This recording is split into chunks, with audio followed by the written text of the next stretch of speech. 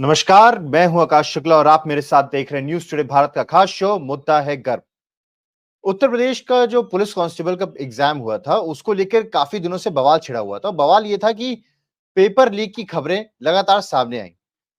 इस पर जब पुलिस की तरफ से सबूत मांगे गए, जब यूपी पीआरबी की तरफ से सबूत मांगे गए बोर्ड की तरफ से, तो उस पर काफी बड़ा हंगामा शुरू हो गया और काफी बड़ी मात्रा में जो छात्र हैं, वो प्रदर्शन कर रहे लखनऊ में भी और प्रयागराज में काफी बड़े प्रदर्शन हुए। स्थिति ऐसी बन गई कि सरकार को अंत में ये स्टेप उठाना ही पड़ा कि उनको जो एग्जाम था उसको कैंसिल करना पड़ा और अब री एग्जाम की घोषणा कर दी गई है।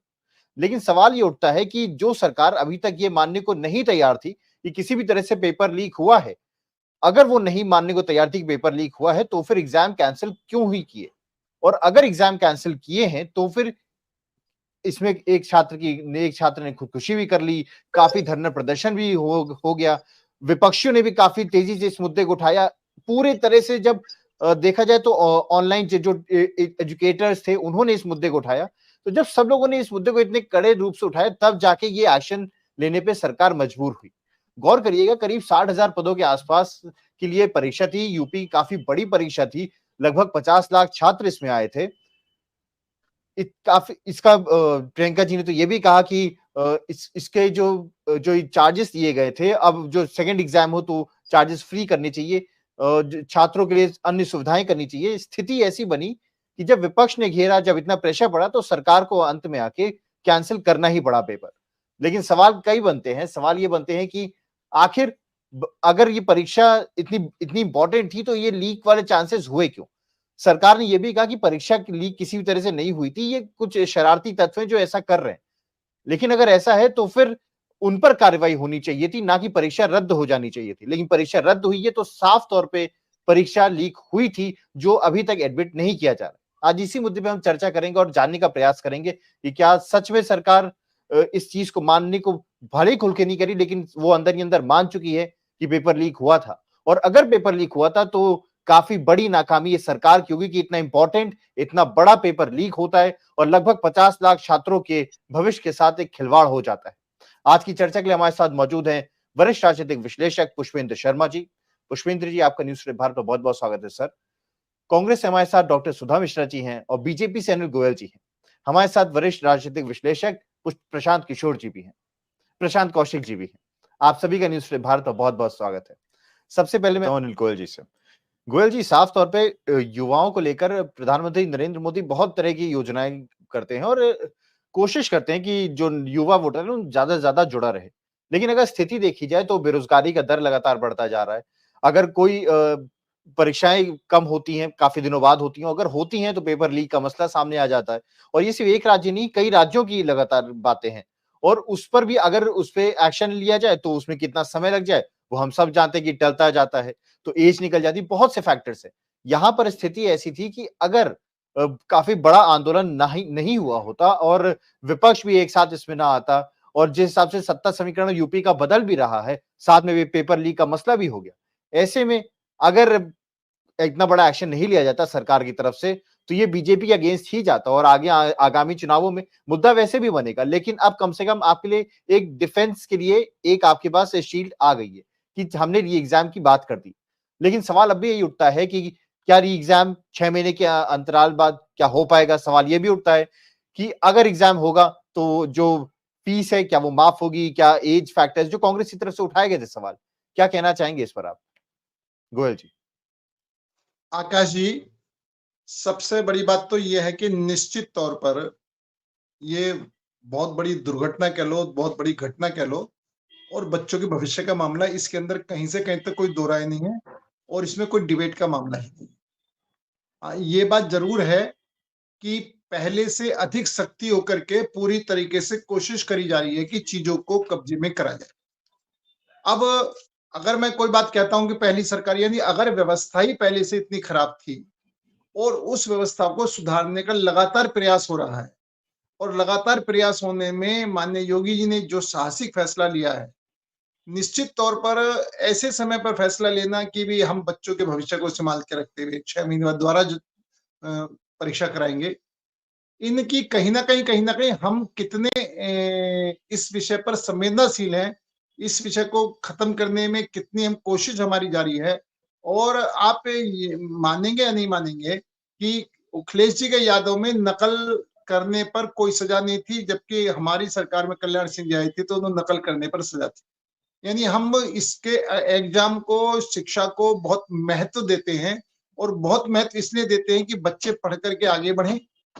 और किस किस्म की जो अब जहां तक परीक्षा पेपर लीक का मामला है, ये निश्चित तौर पर जिन्होंने भी पेपर लीक कराया है उसको हम बहुत बड़ी साजिश का हिस्सा कह सकते हैं, बहुत उस व्यक्ति का कह सकते हैं कि जिस व्यक्ति ने कहीं ना कहीं प्रशासन में जुड़े हुए लोगों ने किसी लोभवश, किसी मूर्खतावश, किसी लापरवाहीवश, कोई भी कारण हो सकता है, पेपर लीक होना, और पेपर लीक होने के बाद में फिर निश्चित तौर पर जिनको पेपर मिल गया वो पास होंगे, जिन्होंने मेहनत की वो रह जाएंगे। तो इसका एक जो योगी जी ने फैसला करा है, महत्वपूर्ण फैसला करा है, और निश्चित तौर पर दमदार तरीके से फैसला करा है, इसकी कहीं ना कहीं सराहना होनी चाहिए। और ये जो बीमारी है जो बहुत लंबे समय से चले, वो आज से बीमारी नहीं है, आज यूपी में पहली बार पेपर लीक हो ये मामला नहीं है, इससे पहले भी कई सरकारों में, कई स्टेटों में लगातार जाए, और इसमें लगातार सुधार की जरूरत है।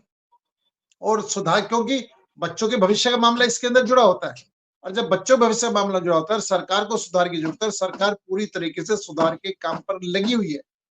तो मेरा तो ये मानना है कि हम सबको, बेशक हम जितने यहाँ बैठे लोग हैं, चाहे सरकार है, चाहे पक्ष है, चाहे विपक्ष है, उस सबका इस बात को कि नकल पर रोक लगनी चाहिए, पर्चा लीक नहीं होना चाहिए, नहीं तो हमारे देश का भविष्य ही बर्बाद हो जाएगा। हमें देश का अब जैसे मानो कई बार ये देखा है कि पर्चा पेपर कोई और दे रहा है, कैंडिडेट कोई दूसरा है। ये सब चीजें जो अनियमितताएं पहले से चलती आ रही हैं, इन सब पर रोक लगने की आवश्यकता है, क्योंकि इसमें हमारे देश का भविष्य टिका हुआ है, हमारे जो युवा हैं वो हमारे देश का भविष्य है। और दूसरी मैं एक बात और कहना चाहता हूँ कि अभी महिलाओं की बात करी थी सुधा जी ने, मैं ये नहीं समझता कि ये, एक तो वैसे विषय तो एजुकेशन का परीक्षा महिला को विषय आना नहीं चाहिए, लेकिन अगर महिला को विषय है तो संदेश खाली पर कैसे चुप रह गई? सुधा जी जैसी प्रवक्ता, सुधा जी जैसी निष्पक्ष बोलने वाली, जो किसी को भी नहीं बख्शती हैं, अनिल भाई मैं बोल दूं, सुनिए, मैं महिलाओं के ऊपर जहां भी कुछ होता है मैं बेबाकी से बोलती हूँ, चाहे वो कोई भी हो। और महिलाओं के ऊपर ये पुरुषवादी जो सोच है, हमारे समाज की जो पुरुषवादी सोच है, इसको अब ब्रिंग करके चेंज करना पड़ेगा। इसमें आप हम सबको शामिल होना है। ये नहीं चलेगा तेरी पार्टी, मेरी पार्टी, उसकी पार्टी। सामाजिक व्यवस्थाओं को, सांस्कृतिक व्यवस्थाओं को बनना पड़ेगा, बनाना पड़ेगा।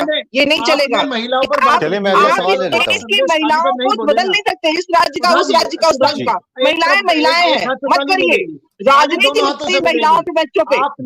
मैं सवाल ले लेता हूँ अगला। नहीं बोले ना आप, महिलाओं की बात करो, मैंने कहा महिलाओं, बच्चों पे, दलितों पे, मजदूरों पे, जिन पे आप लोग बोलना पसंद नहीं करते हैं, मैं सब पे बाकी से बोलती हूँ, चलिए मैं क्योंकि अगला वही देश का जनतंत्र है। मैं पुष्पेंद्र जी मेरी जबान नहीं बंद होती है, मैं सच के साथ खड़ी हूँ। और जो आपको संदेश, जी धन्यवाद। मैं गोयल जी, आपका क्या जवाब है? साफ तौर पे यही घेरा जा रहा है कि अगर यात्रा यूपी में ना होती और जिस हिसाब से चुनाव ना आने वाले होते, तो जो इतना बड़ा पेपर लीक कांड हो चुका है, जो छात्रों की मांग थी वो इतनी जल्दी पूरी ना होती, और री एग्जाम की तो बात छोड़िए, जो कैंसिल की बात छोड़िए, जांच होती रहती और ये मसला टलता रहता। इतना क्विक एक्शन जो हुआ है, इसके पीछे आगे आगामी चुनाव देखे जा रहे हैं। कंक्लूड करिए, आप क्या कहना चाहेंगे? आकाश जी, पहली बात तो मैं ये कहना चाहूंगा, सुधा जी ने 2-3 बार बात रिपीट करी। सही मायनों में जो भी व्यक्ति विचारधारा से जुड़ता है वो व्यक्ति कभी भी अपनी पार्टी को नहीं छोड़ता, लेकिन जो लोभ लालच से जुड़ता है, स्वार्थ सिद्धि से जुड़ता है, वो जरूर देखता है कि मेरे कहां पर स्वार्थ सिद्ध है, कहां पर मुझे जाना है, कहां पर नहीं जाना, वो जरूर अदला बदली करते रहते हैं। तो सुधा जी के दिमाग में ये बात रहनी चाहिए कि कोई भी व्यक्ति अगर वो विचारधारा से जुड़ा हुआ है तो वो विचारधारा के साथ ही बंधा रहेगा, स्वार्थ वाला स्वार्थ के साथ आता जाता है।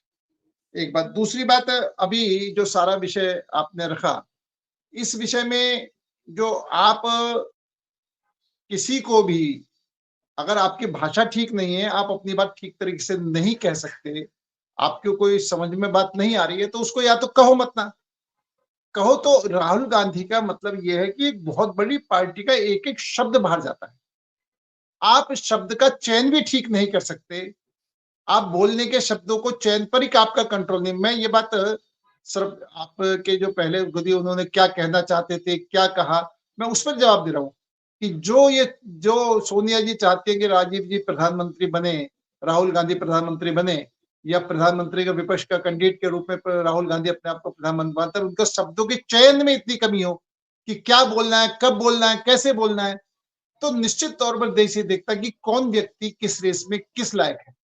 तो शब्दों का चयन भी उनको आना चाहिए, और या फिर जो अगर शब्दों का चयन उनका ठीक है तो फिर इसको तोड़ मरोड़ कर पेश नहीं करना चाहिए, जो उनका भावना थी वो उन्होंने कह दिया।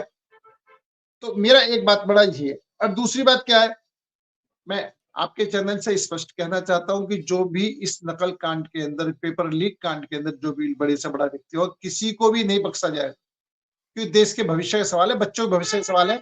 हम किसी भी कीमत पर बच्चों के भविष्य के साथ खिलवाड़ नहीं होने देंगे। और जो पुष्पेंद्र जी ने बात उठाई है, निश्चित तौर पर उसके बारे में सरकार गंभीरता पूर्वक विचार करेगी, और जो संभव हो सकता है वो हम अपने बच्चों के लिए हर संभव काम को करें। खाली पदों की बात अभी कही थी हमारी सुधा जी ने, खाली पदों की बात कही थी। मैं सुधा जी से सिर्फ एक बात कहता हूँ, अच्छा रहता कि वो हिमाचल प्रदेश, कर्नाटक या जहां जहां की कांग्रेसी सरकारें हैं, वो तो कम से कम अपने यहाँ के खाली पदों को भर करके एक उदाहरण पेश करें कि भाई हमने अपने खाली पद भर दिए, तुम भी भर दो। दूसरे को कहना, दूसरी तरफ उंगली उठाना बहुत आसान है, अपनी तरफ देखना बहुत मुश्किल है।